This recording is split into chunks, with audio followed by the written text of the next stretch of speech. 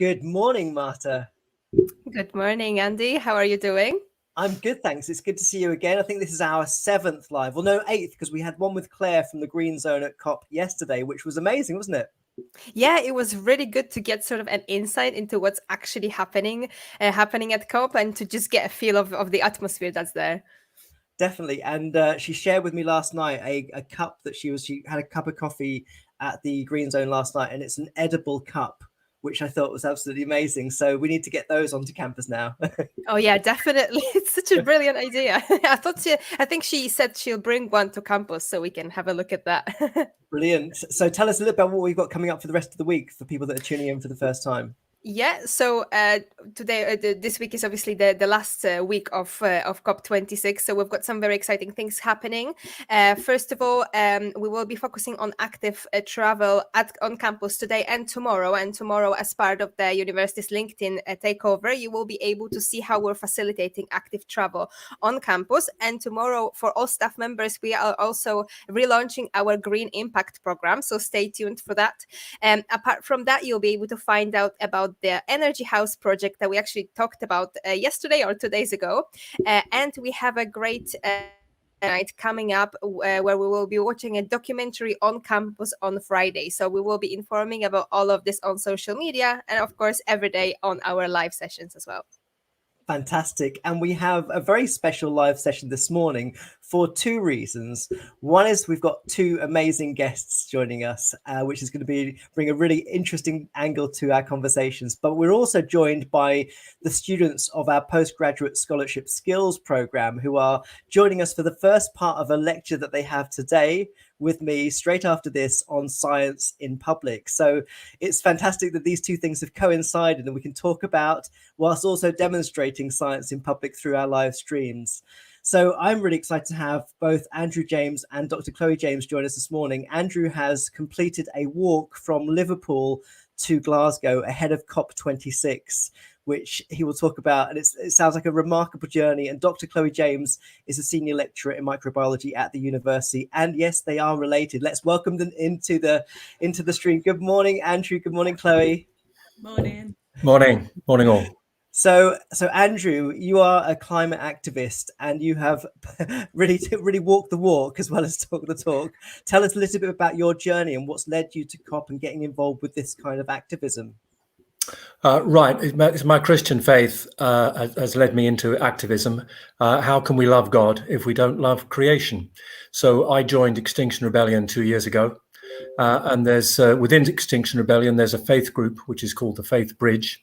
And I joined a multi-faith pilgrimage to COP in September. They left London on the 5th of September. I left Liverpool on the 27th of September. We were Christian, Buddhist, Muslim, Jewish, and some of no faith at all, but for whom nature is their cathedral. And we were carrying with us prayers, wishes, hopes up to Glasgow to carry if you like an emotional point about the significance of this event. And we also had an art installation with us, which is called the Coat of Hopes, and that was something that people we met on the way were invited to wear, and they were invited to make cloth patches embroidered and add to it. I made one, and there are some 500 of these on the coat, and that is now being presented at the Blue Gate entrance every day at about this time during COP, and the hope is that delegates will fear it and will wear it, and by feeling the weight of that, it connects, as I say, at a gut level with their obligation to come up with good solutions for us. Well, certainly finding solutions is a key part of what COP is supposed to be about. And you were there for, I gather, a few days once it began as well. Tell us a little bit about your sense of things and how things are going up in Glasgow. Well, I think with regards to what's going on inside COP, I know no more than you do from what you've read and seen in the media, as the public were shielded completely from the COP estate, apart from the Green Zone, which we did go in, and you've got lots of organisations showcasing their wonderful new toys in there, and that did concern me that technology is seen as being the solution, whereas much of this technology is still untried. And I'd like, perhaps we can talk a little bit later about the role of science here in educating the public about what really is necessary. But the remarkable thing, or perhaps unremarkable, is that you found at the Blue Gate, very few of the Western nations had people who were entering at the Blue Gate. They're already on the Blue Zone estate, in hotels, and it's accessed by direct slip roads from the motorway. You don't see any of those people entering. What the people you do see entering are those from the less developed parts of the world, who've struggled to get to Glasgow in the first place, are living in Airbnbs and have to queue up every morning to get into the Blue Zone. We've got a question in from Patrick asking where the Coat of Hope is going after COP. Do you know, is it entering a gallery, or where's it going? I imagine not. Eventually, it probably will enter a gallery, but Barbara Keel, the artist, is hoping to take it back to the various communities that have contributed to the making of it, and showing it around the country in that way. Amazing. That's such a brilliant and original way to approach COP26, and it surely attracted some media coverage, as it should. Chloe, I would like to ask you, sort of, you saw the preparation to the work and this idea sort of growing behind the scenes, and I would like to ask about your perspective on it. So, I mean, first of all, I'm really proud of Dad. We've been following his journey all the way through. We've really missed him over the last month, but we've been really proud of him, and we have seen snippets of him on Twitter and on the media, and that's been really good. And it's really brought the issue of climate change. I mean, obviously, I'm a microbiologist, and microbiology has got a key role to play in understanding more about climate change. And then also in developing potential solutions. So I'm obviously I feel quite passionate about climate change, but Dad doing the walk has certainly made me, it's in the forefront of my mind a lot more than it has been before. But I think that could be said for most people across the country at the moment. It's front and centre with COP26 happening. In the microbiology community, this is a recent edition of the Microbiology Today that's part of the Microbiology Society publications. And it's all dedicated to, I guess, two different things. So from a microbiology perspective, because microorganisms are at the foundation of kind of the cycling of nutrients on the planet, they are really core, and they can change very rapidly as climate change, as the temperatures rise, as the concentrations of CO2 and nitrous oxide change in the atmosphere. And so we can, by having better knowledge of microbiology, we can see how they change in the soils and in the seas, and we're seeing real differences, particularly in the corals and things like that. That this change is absolutely devastating in some cases. Obviously for human populations, which I think is closer to Dad's heart, but microbes are kind of my babies as well. And we see the devastating effects of raising temperatures on them. On the flip side of that, and I know Dad mentioned it a little bit earlier, is that there are a number of microbiologists coming up with new technologies and new ways that microorganisms can help to redress the balance. So can act. So, for example, there's a massive, rich diversity of microorganisms in the soil, and if we enrich for the right types, we can enhance the soils for better sustainable crop growth, but also to act as sinks for carbon dioxide and reducing the amount of nitrous oxide that's in the air. So there's a lot of really exciting research that excites us as microbiologists, but on a global scale, I'm not quite sure whether that is kind of reaching people around the world. And I think there's still a lot that we don't understand, and we need investment in more research to try and determine whether these technologies will really be able to make any sort of tangible difference. I met a guy who's a delegate from Paraguay, and he was convinced that there was a solution to the issue of methane gas from cattle, which is feeding them with an algae, which would change the structure of their digestive system. So problem solved. But but my guess is that it isn't as simple as that. And we need to be very careful when assuring the public that there are these the solutions are sort of ready to pick off the shelf. Yes, I think that's a really good point, because as a microbiologist, I understand the sort of molecular mechanisms behind it, and I've been reading about that in this magazine this month. And I'm excited by it as a scientist because of the science behind it and how it could potentially make a difference. But I agree that in talking to the public about it,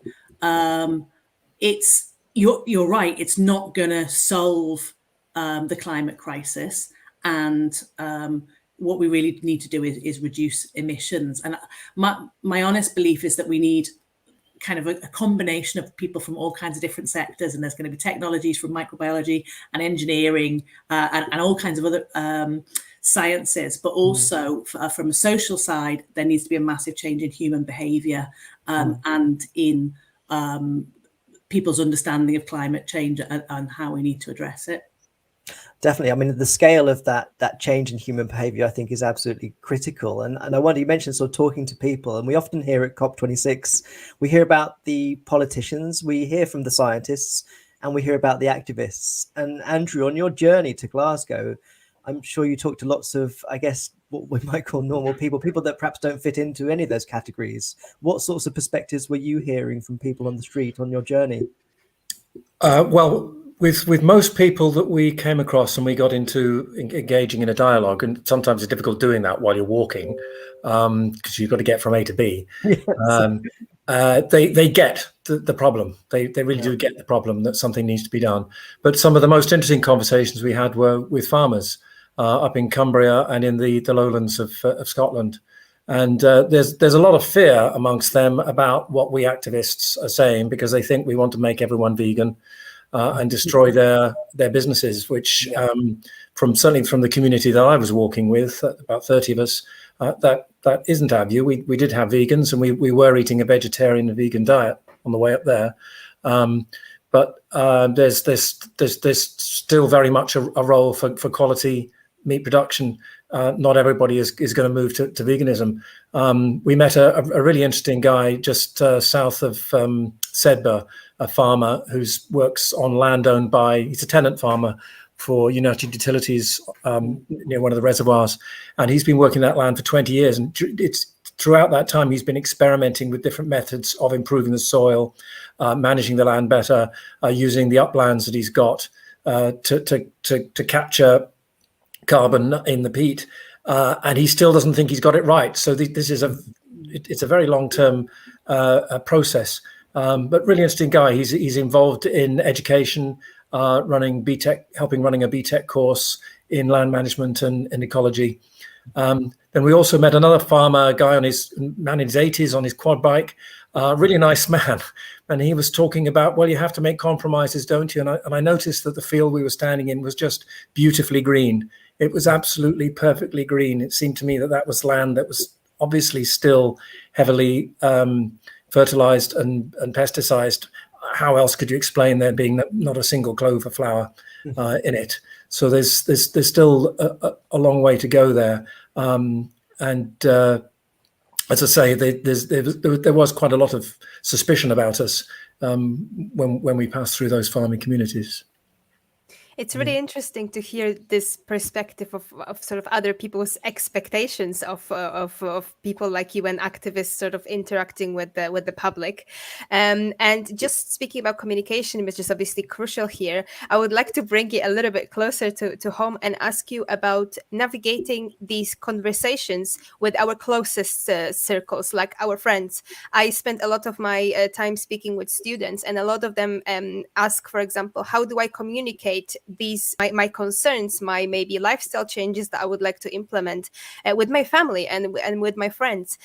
Could you share with us a little bit of your experience with that, and maybe how you sort of manage that in your circumstances? I don't know that I've got an answer to that. I think when we had COVID, the government said, well, we're following the science, and people wanted government to follow the science. And now with climate change, I'm not convinced that they are following the science. It's how do you, I think the coat of hopes is a good example of how do we communicate it here to here, and to get that emotional response, which will energize people to change, rather than it coming in here and maybe it just coming out the other side. And you think, well, yeah, that's an interesting fact, but what can I do about it?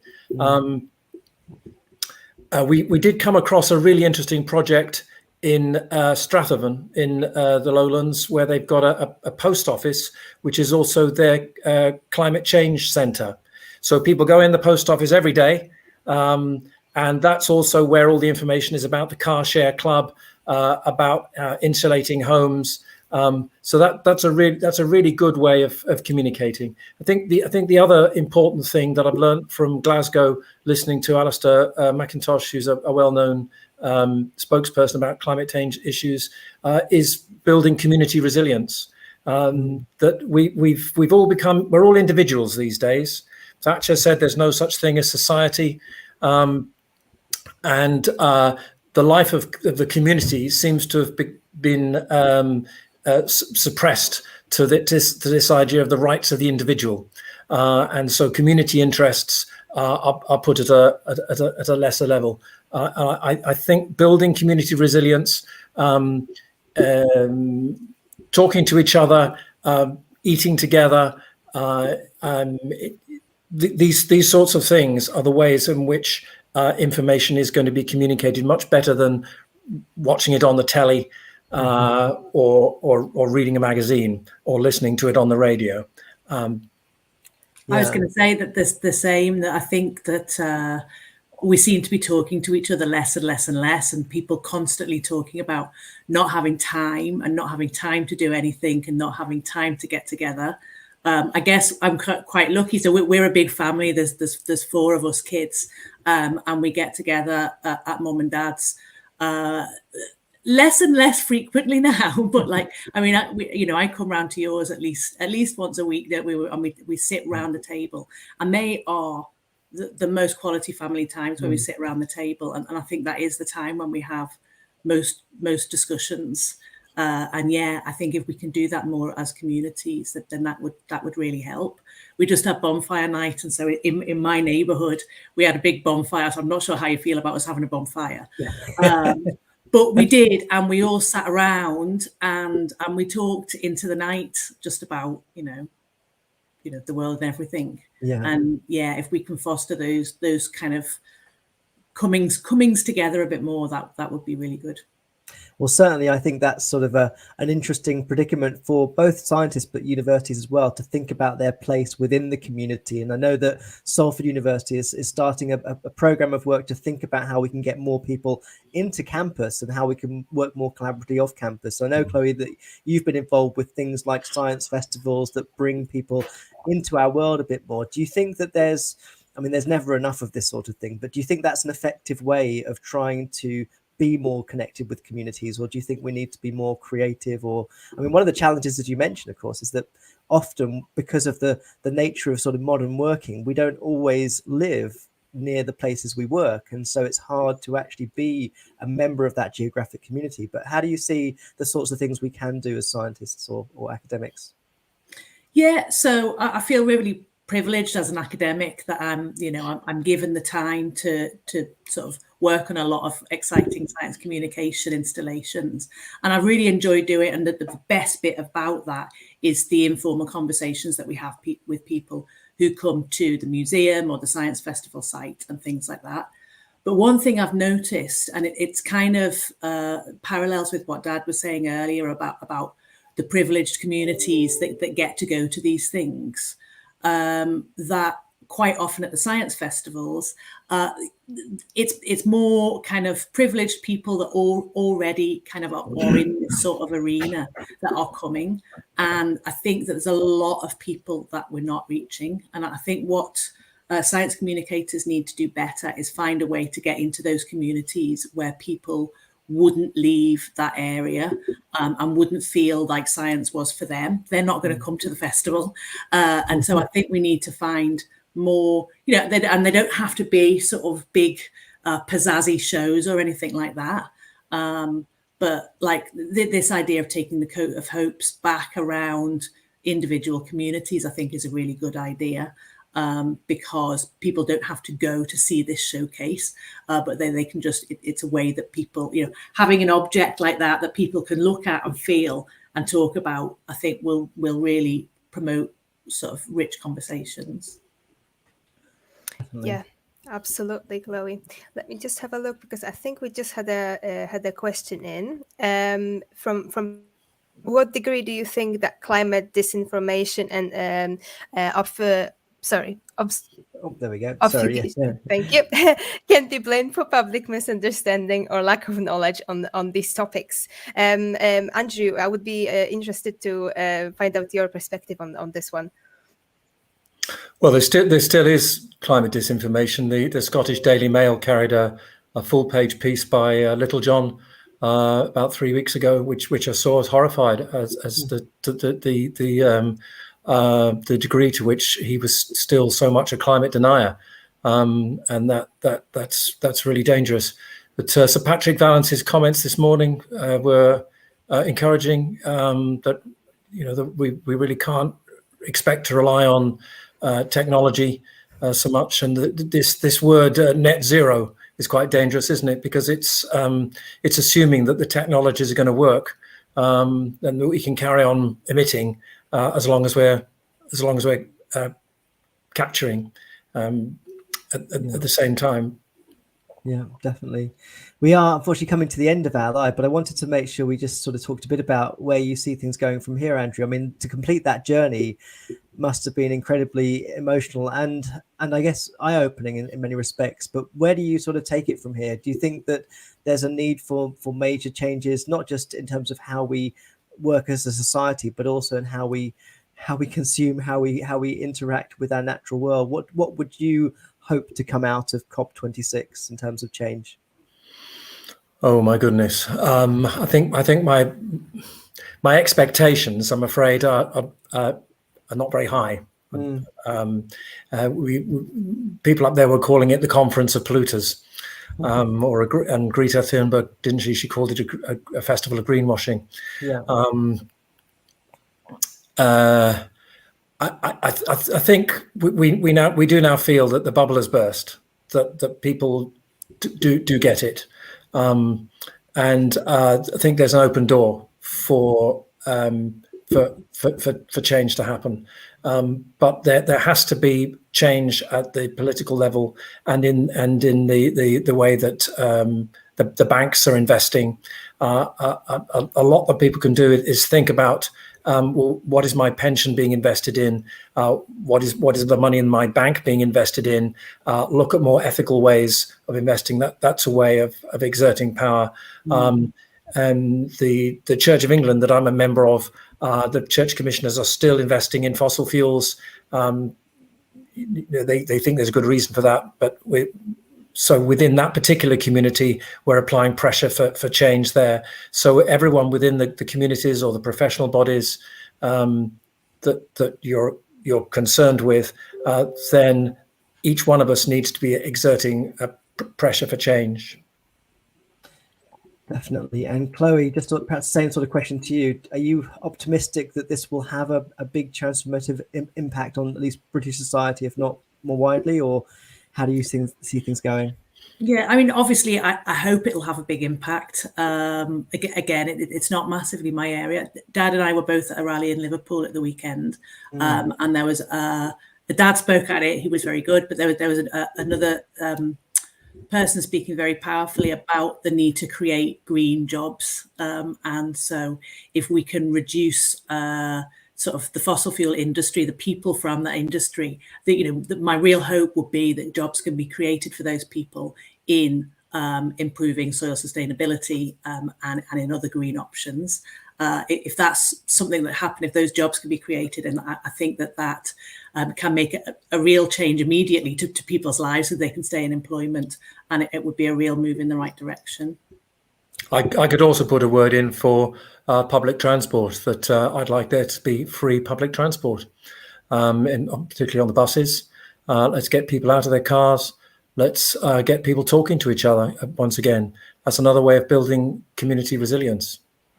And it also will put cash into the pockets of people who are low-wage earners. Mm-hmm. Yeah, definitely. I think we've got a lot of work to do post-COVID as well. So we're still massively in the COVID pandemic. I feel like I should mention that as a microbiologist. And I feel like there's been a real switch towards, I think we were making some progress with reducing plastics, and I feel like we've kind of backtracked on that a lot during the pandemic. And so I think that we kind of need to remember that we should reduce the amount of plastic as well. And so I think there's a huge amount of work that needs to be done there.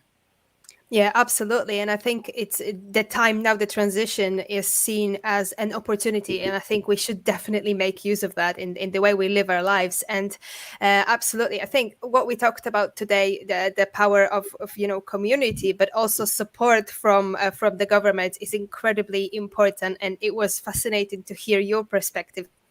Friend, very different backgrounds. So Chloe and Andrew, thank you very much for joining us today. We are unfortunately out of time, but I'm sure we wish that this session could go on for longer. Thank you very much for joining us. Everyone, we will see you back tomorrow at 9 a.m. for another session. And yeah, thank you very much for listening to us this morning. Have a great day. Thanks, everyone. Thank you. Bye-bye. Thanks, Marta. Thanks, Bye. Andy. Bye-bye. Bye. Bye.